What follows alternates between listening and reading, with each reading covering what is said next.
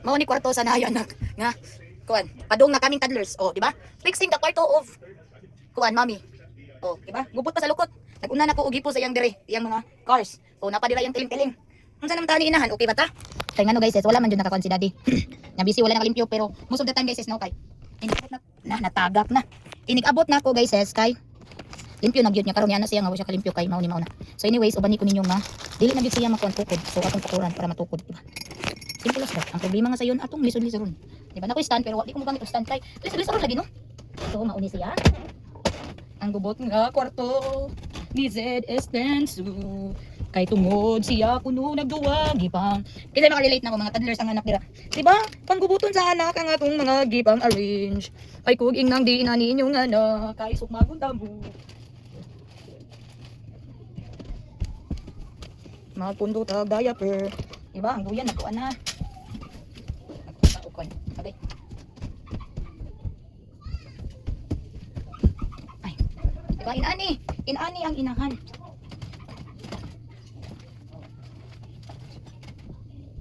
Mauna gyud ni Rose sa inahan. Gikan trabaho, manglimpyo. Kung di kalimpyo ang pares.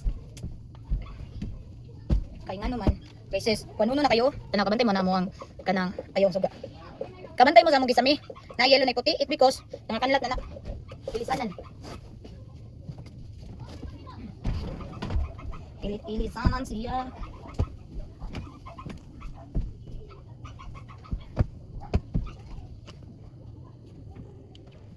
Diba? Saan niyo pagkakita na puno mo sa unlan?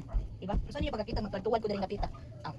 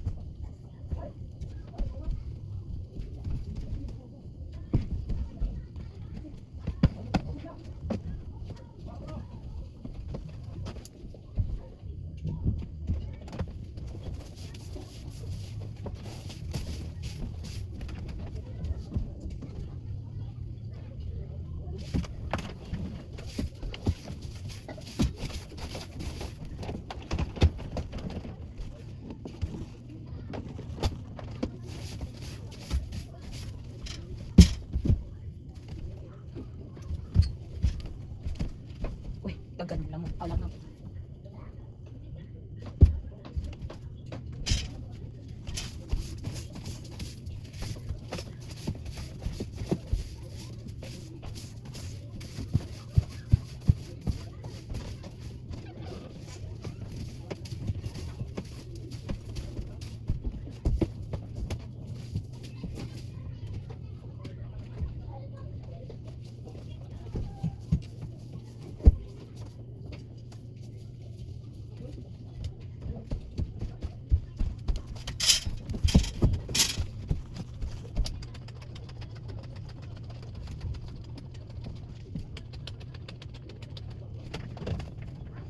This to this, ayun namin.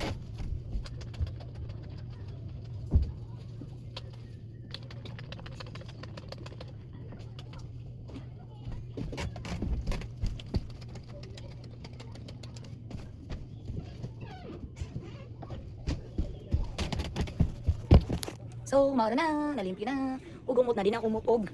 Ihi, tanawa guys. Ang kanlat na siya, dagan palitan na pud na, no. Pero white din na siya guys, look at this one. Ako lang gikaveran kay kuan kanang nakuwing trabaho nun. Kung kanato ng puti pa pero murag makapalit ko og bag-o niyang cover, bag-o niyang ceiling paper kay ako na gyud na siyang lang katon. So anyways, mura to.